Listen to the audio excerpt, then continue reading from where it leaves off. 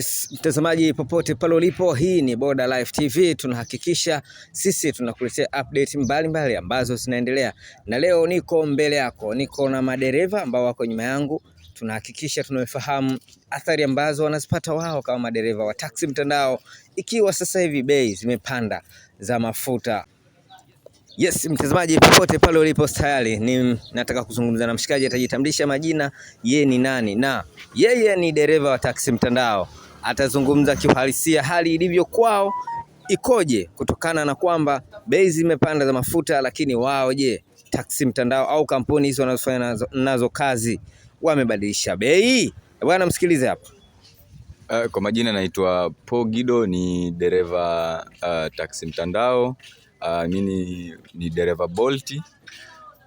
Kusema ukweli, ongezeko la mafuta limekuwa changamoto kubwa sana katika biashara yetu, kazi yetu, kwa sababu mara nyingi sana tunapobeba abiria, sisi tunabeba abiria kwa maelekezo ya bei direct, ambazo kiuhalisia bei hizi bado unakuja kukuta zinakuwa mara nyingi abiria wengi wanakuwa wana ofa ambayo bado inakuwa ni chini sana ukilinganisha na bei ya mafuta au mlipuko huu uliotokea wa mafuta, swala ambalo linapelekea sisi kupata hasara mara nyingi sana. Na kama unavyojua vijana, tunakuwa tunafanya kazi hizi wengi wakiwa wana mikataba, pikipiki zao, wana mabosi, bado wengine tunakuwa tuna familia zinatutegemea. Kwa hiyo ukizingatia ongezeko la mafuta na bei kubaki pale pale, inakuja kusababisha, inatuletea changamoto. Umeona? Kwa walau tunajitahidi, tunajaribu kutengeneza mazingira, tunapombeba abiria walau kama atakuwa ana ofa, basi bei isome ile ambayo inakuwa imesoma kwangu na sio ile bei iliyosoma kwake ya ofa. Kwa tunajaribu kumuelekeza abiria walau tunapokuwa tukimbeba atupe bei halisi ile ambayo inakuwa imekuja kwetu. Ingawa kuna abiria wengine wanakuwa wanaleta changamoto, inapelekea utata kwenye kazi yetu. Lakini kusema ukweli, ongezeko la mafuta limekuwa changamoto kubwa sana, imetuletea shida sana katika kazi yetu, na mpaka sasa kusema kweli kazi imekuwa ngumu sana kutokana na ongezeko la mafuta. Unafikiri kipato ambacho unakipata kwa siku ambazo zilikuwa bado mafuta hajapanda na leo kikoje kwa tathmini ya hizi siku 2-3, na leo ni siku ya 3 sasa tangu mafuta yamepanda bei? Kusema ukweli, kipato ambacho tulikuwa tukikipata awali na sasa hivi ni tofauti, kwa sababu unakuta ili nipate labda lita 1 au lita 2 ni lazima niende sheli na shilingi 8,000. Kiuhalisia unakuta barabarani hali sio nzuri, abiria wanakuwa mara nyingi sana hawatoki. Kwa mara nyingi unakuta nilikuwa hapo awali nikiweka mafuta yangu labda ya shilingi 6,000 na lita 2. Kwa hiyo ninajibana siku hiyo, unakuta labda naweka mafuta ya shilingi 15,000. Unajua shilingi 15,000 hii nitapata walau lita 5 au lita 4 na vipointi. Kwa hiyo lita 4 utajikuta inaniingizia hela ya kutosha. Lakini kwa sasa hivi ili niweze kupata lita 2 niwe na 8,000, maana yake lita 3 ndio shilingi 15,000 hiyo, at least lita 3 kama na nusu hivi. Sasa hiyo lita 3 na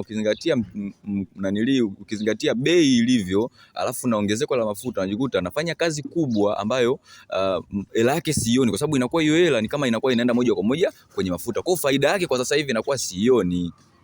Yes, sasa wito gani kwa kampuni ambazo unafanya nazo kazi kama ulivyotaja Bolt na kampuni nyingine ambazo unafanya taxi mtandao, wito gani unawaambia hao makampuni? Kwa sababu makampuni ambayo yanahusika na masuala ya usafirishaji, kwa mfano kama Bolt, Farasi na mengineyo, wao mimi kiuhalisia ninavyojua, wao hawahusiki na masuala ya ongezeko la bei, ila wao wanaweza wakasimama upande wetu kwa walau kupunguza kamisheni. Kama kamisheni kwa sasa hivi unakuta kamisheni ni 23%. Juzi nimeona kama 23 na pointi hivi.